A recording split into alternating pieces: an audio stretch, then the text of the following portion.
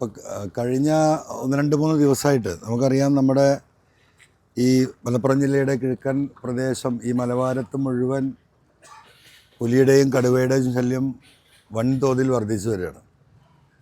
എണ്ണമറ്റ കടുവകളും പുലികളും നമ്മുടെ ചുറ്റുപാടിലുണ്ട് എന്നാണ് മനസ്സിലാക്കാൻ സാധിക്കുന്നത്. ഇപ്പോൾ തൊട്ടടുത്ത കാളിയാവിലുണ്ടായ മരണം നമുക്കറിയാം. ഇപ്പോൾ കഴിഞ്ഞ 2-3 ദിവസങ്ങളായിട്ട് മുത്തേടം പഞ്ചായത്തിൻ്റെ പല പ്രദേശങ്ങളിലും, ഇപ്പോൾ നമ്മൾ നിൽക്കുന്നത് ഈ ഫോറസ്റ്റ് സ്റ്റേഷൻ്റെ പടുക്ക ഫോറസ്റ്റ് സ്റ്റേഷൻ്റെ മുന്നിലാണ്. ഇതിന് തൊട്ട് 100 മീറ്റർ അപ്പുറത്താണ്. ഇപ്പോൾ പുലിയാണോ കടുവയാണോ എന്ന് നമുക്ക് തീർത്തും പറയാൻ വയ്യ. ആ തലേ ദിവസം ആടിനെ കടിച്ചു. ഇന്നലെ വന്ന് വളർത്തുനായ, ആ നായയുടെ ഉടമസ്ഥൻ്റെ മുന്നിൽ വെച്ച് കയ്യിൽ നിന്ന് എന്താ പറയുക, പട്ടിയെ പുലിയാണോ കടുവയാണോ ഏതോ ഒന്ന് കടിച്ചു കൊണ്ടുപോയ അവസ്ഥ ഉണ്ടായിട്ടുണ്ട്. മണിക്കൂറുകളും ദിവസങ്ങളും കടന്നു പോവുകയാണ്.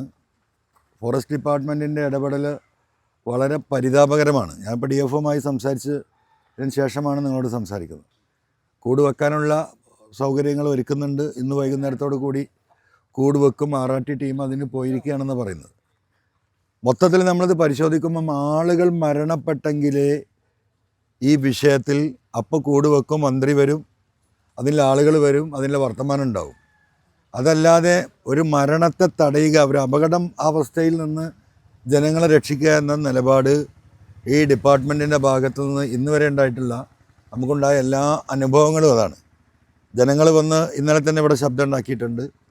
കാര്യങ്ങൾ വന്ന് ബോധ്യപ്പെടുത്തുന്ന പൊതുപ്രവർത്തകരായാലും സാധാരണ ജനങ്ങളായാലും അവരുടെ പേരിൽ നടപടി സ്വീകരിക്കാനാണ് ഉദ്യോഗസ്ഥന്മാർ ത്വര കാണിക്കുന്നത്. ഇതൊരു നിലക്കും നമുക്ക് അംഗീകരിക്കാൻ കഴിയില്ല.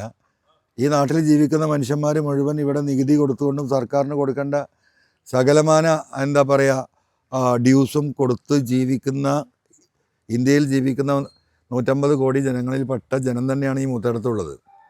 അതുകൊണ്ട് ഈ മലയോര മേഖലയിലെ ജനങ്ങളുടെ സംരക്ഷണം ആരാണോ ഈ പുലിക്കും ആനക്കും വഴിയൊരുക്കി കൊടുക്കുന്നത്, ആ ഡിപ്പാർട്ട്മെൻറ്റിൻ്റെ ഉത്തരവാദിത്തമാണ്. അതിൽ നിന്ന് സർക്കാരിന് മാറി നിൽക്കാൻ കഴിയില്ല. ഇനിയൊരു അനിഷ്ട സംഭവം ഈ പ്രദേശത്ത് വന്യമൃഗ ആക്രമണം കൊണ്ട് ഉണ്ടാവാൻ പാടില്ല.